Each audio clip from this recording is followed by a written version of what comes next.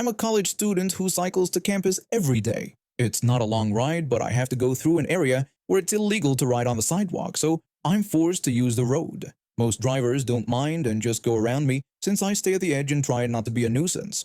I ride an old e-bike for my commute, which becomes important later. A few weeks ago, this guy in a Ford SUV started yelling at me while I was in the road-only zone. He was shouting all the usual stuff, telling me to get off the road and that roads were for cars. He also yelled that I was too slow. I hear this kind of thing from drivers pretty often, so I usually just ignore it and keep going. But this guy was different. After yelling, he cut right in front of me and slammed on his brakes. I managed to stop before hitting him, and he sped off, shouting a warning that I should be more careful next time.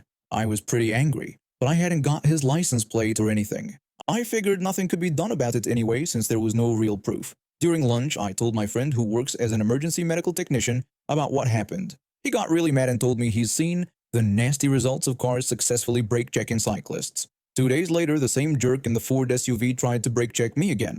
I was ready for it when I heard him yelling from behind, ordering me to get on the sidewalk. I avoided crashing again. I told my emergency medical technician friend about it over lunch, and he was even angrier than before. I wanted to let it go since I couldn't really do anything about the guy, and my bicycle wasn't going to win in a crash. This guy kept trying to brake-check me every few days during my morning commute whenever we ended up on the same stretch of road. About a week later, my emergency medical technician friend told me he'd shared my story with one of his buddies in the campus police. The police officer was just as upset about it. They wanted to catch this jerk driver. The plan was to have the officer parked on the side of the road, hoping to catch and pull over the guy. I was all for it, and the officer arranged to be posted on that stretch of road for speeder catching duty.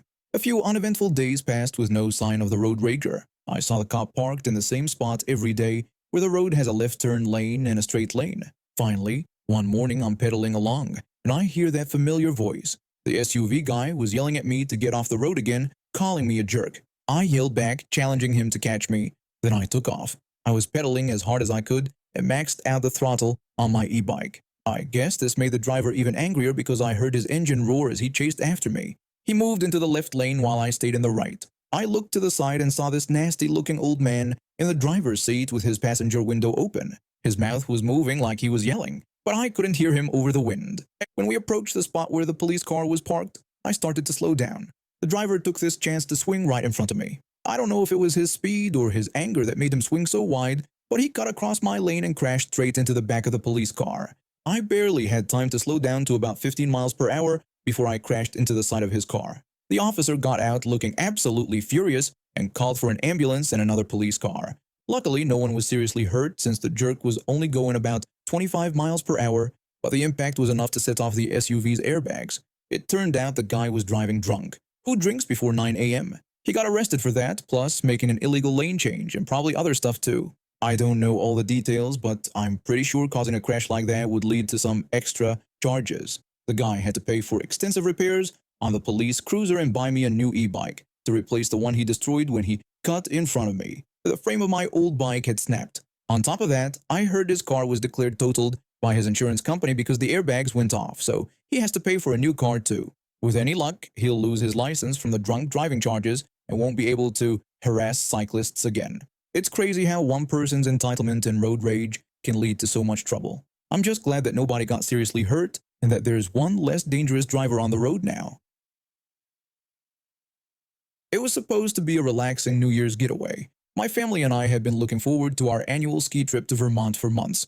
We own a condo in an 8-unit complex there, and it's always been a great place to unwind and hit the slopes. This year, though, things took an unexpected turn. We arrived at the condo complex on a chilly January evening. The parking lot was pretty full, with most units occupied for the holidays. After a long day of traveling and skiing, we just wanted to unload our gear and settle in for the night. We found a spot close to the stairs and parked there to make unloading easier. A few hours later, my brother went down to grab something from the car. When he came back, he was holding a cardboard sign with a puzzled look on his face. He told us we wouldn't believe what someone had left on our car. He held up the sign. In messy handwriting, it read, "Reserved parking for Unit 8. Handicapped." The misspelling was hard to miss. I expressed my confusion, stating that there were no reserved spots here and that it had always been first come, first served. My dad, who owns the complex, looked confused too. He explained that Unit 8 was the small ground floor unit and that a young couple had been renting it for about a year. He mentioned he'd only met them briefly, but they seemed odd. We shrugged it off, figuring it was just a misunderstanding. But 20 minutes later, when I went to grab my forgotten gloves from the car, things escalated quickly. As soon as I unlocked the car and the lights flashed, I heard angry shouting from Unit 8's window. A man's voice yelled at me, threatening to have the car towed if we didn't move it by morning. The guy sounded completely unhinged. I could tell he was on something, so I ignored him, grabbed my gloves, and hurried back to our condo. When I told my dad what happened, he'd had enough. He announced he was going down there to sort this out. He went to Unit 8 and knocked on the door. We could hear the conversation from our balcony. The man rudely asked what my dad wanted. My dad politely tried to explain that there were no reserved parking spots and that it had always been first come, first served. The man reacted angrily, insisting it was a handicapped spot and threatening to call the landlord about the situation. My dad looked taken aback. He'd lost a lot of weight due to cancer treatment, and his appearance had changed quite a bit. The renter clearly didn't recognize him as the owner. As my dad was about to reveal his identity, he noticed something on a table inside the unit, a pipe that looked suspiciously like drug paraphernalia. Given the renter's erratic behavior, things suddenly clicked into place. My dad decided to disengage and came back to our condo. He called the police, explained the situation, and mentioned what he'd seen inside the unit. About 30 minutes later, we saw police cars pull up. The officers spoke with the male renter for a while. Then, based on my dad's tip, one of them spotted the pipe, now out in the open with a bag next to it. It turned out they were smoking crack. Both the man and woman from Unit 8 were arrested on the spot. The next day, my dad started the eviction process. They'd clearly violated the terms of their lease. We ended up having to renovate the entire unit afterward. Who knows how long they've been using drugs in there. The whole situation was surreal. Here we were, just trying to enjoy a family ski trip, and suddenly, we're in the middle of a drug bust. The entitled behavior of those renters was mind-boggling. They didn't even have any disabilities. They just wanted a convenient parking spot and thought they could bully their way into getting one. We kept that misspelled cardboard sign. It now hangs in our condo's living room, a reminder of the craziest New Year's trip we've ever had. I'm glad my dad handled the situation the way he did. He could have confronted them about the drugs right away, but by involving the authorities, he ensured that everything was dealt with properly and legally. It's been a few years since that incident, and our ski trips have thankfully been much less eventful. But every time we park in that gravel lot, we can't help but chuckle at the memory of the handicapped sign, and the entitled couple who thought they could claim ownership of a parking spot they didn't own in a complex they only rented in.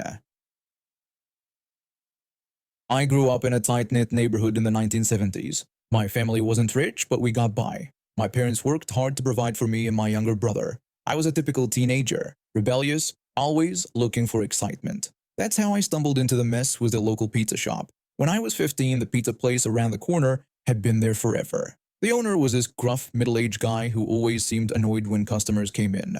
One day, I overheard some older kids talking about how they got beer there. Being the dumb teenager I was, I decided to try my luck. To my surprise, it worked. The owner didn't even bat an eye when I asked for a six-pack. He just grabbed it from the cooler, took my money, and sent me on my way. It became a regular thing, not just for me, but for a lot of kids in the neighborhood. My mom found out eventually. She was furious. I'll never forget the day she stormed into that pizza shop. She angrily confronted the owner about selling alcohol to her underage son, demanding that he stop immediately. The owner rudely dismissed her concerns, telling her it was his business and he could do whatever he wanted. He then told her to get out and not come back. My mom warned him that if he ever sold beer to me again, it would be the end of his days in the neighborhood. But a month later, she found beer under my bed. She confronted me and I spilled everything. Turns out the owner was selling to kids as young as 8 even after hours. It was way worse than anyone realized. My dad tried going to the police, but they brushed him off. That's when my mom got that look in her eye, the one that meant she was cooking up a plan. She sternly told me to never buy beer from that place again and to stay out of the shop completely, warning that bad things were going to happen. I didn't know what she meant, but I knew better than to cross her. Months passed and nothing happened. Summer came around again, and I'd almost forgotten about the whole thing. Then one sweltering July night, it went down. I was lying in bed, unable to sleep because of the heat, when I heard a loud crash. I ran to the window and couldn't believe my eyes. A snowplow, in the middle of summer, was ramming into the front of the pizza shop. It smashed into the storefront 3 times before speeding off like nothing happened. The next day, the neighborhood was buzzing. Everyone was talking about the mysterious snowplow attack. The pizza shop owner was freaking out, yelling at the cops. He desperately pleaded with the police to do something, pointing out the extensive damage and questioning who would drive a snowplow in July. The officer tried to calm him down, suggesting that maybe he was mistaken and it was just a regular truck. The owner exclaimed that he couldn't be mistaken as the entire front of his shop was destroyed. But the cops didn't seem too interested in investigating. It was like they were purposely looking the other way. The owner didn't have good insurance, and within a week the shop was closed for good. It wasn't until years later that I learned the truth. My mom had orchestrated the whole thing. She knew a guy who needed cash, and he had a friend with access to the county snowplows. She'd waited almost a year to strike, making sure everyone had forgotten about her threat. The mothers in the neighborhood kept it a secret. They all knew what had happened, but no one said a word. They were just glad the guy who'd been selling booze to their kids was gone. I'm still amazed at how my mom pulled it off. She may have bent some rules, but in her mind she was protecting not just me, but all the kids in the neighborhood. That pizza shop owner thought he was untouchable, making money off of children's bad habits. But he learned the hard way. You don't mess with a determined mom. The shop stayed closed after that. Eventually, a family-friendly diner opened in its place. Whenever we'd go there for dinner, my mom would get this little smile on her face. It was her way of saying, "I told you so." To this day, it remains a legend in our family. The time Grandma took down a crooked business with a snowplow in July. I've always been fascinated by cars. As a kid, I'd spend hours in my dad's garage watching him tinker with engines and fix up old clunkers. That's what inspired me to become a mechanic. I started out small, just doing oil changes and basic maintenance, but I was determined to learn everything I could about cars. After high school, I got a job at a local auto shop. I'd spend my days changing oil, rotating tires, and doing simple repairs. In my free time, I studied for my Automotive Service Excellence ASE certification.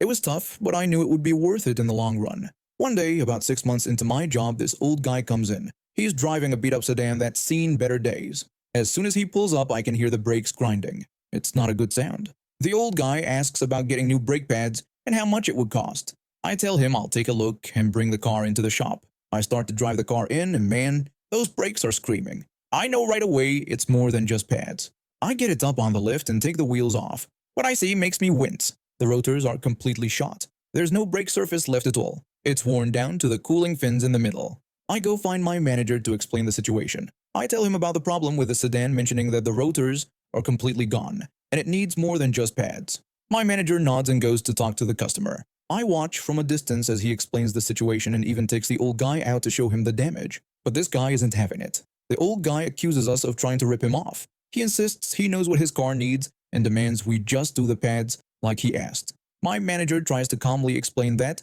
it's a serious safety issue and we can't just put new pads on these rotors. The old guy gets even angrier, telling us to do what he says or he'll take his business elsewhere. My manager stays cool through all of this. When the old guy finally runs out of steam, my boss does something I'll never forget. He calmly informs the old guy that he can't let him drive the car as it is because it's not safe. He explains that he'll have to red flag it unless the customer agrees to the proper repairs.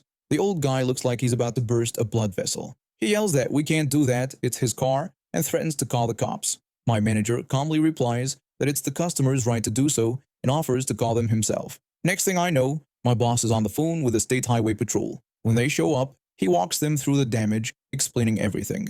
The troopers take one look at those rotors and shake their heads. The trooper confirms that the mechanic is right. He tells the old guy that the vehicle isn't safe to drive and he needs to either get it fixed here or have it towed to another shop. The trooper makes it clear they can't let him drive it like this. The old guy is fuming, but he's out of options. He storms out saying he'll be back. A few days later, he shows up with a tow truck. He's going to pay to have it towed rather than just get it fixed properly. The tow probably cost more than the new rotors would have. I never saw the old guy again. Maybe next time he'll listen to the experts instead of assuming everyone's out to get him. Or maybe he'll just find a less scrupulous mechanic who'll do whatever he says. Either way, I sleep better at night knowing I didn't let an unsafe car back on the road.